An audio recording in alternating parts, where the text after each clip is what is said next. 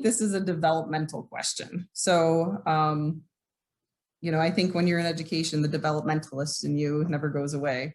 And so when we started looking at the state level around how our teaming structure within the State Department needed to function to support the implementation of something, that was one of those like, oh, we've got to function a little bit differently.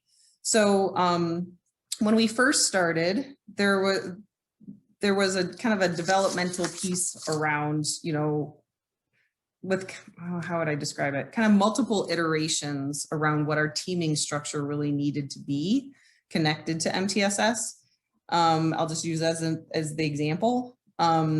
Historically, as an education's and as an SEA, there was a lot of siloing across different offices within the agency.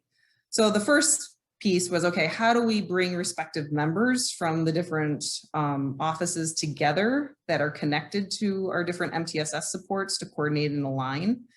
And over time, there were different iterations that kind of honed in more specifically on the functions they were supposed to hold and, the selection criteria of who should be on that team for what purpose. And so that piece around the functions that are supposed to be held, implementation science often talks about the difference between, it's about function over form.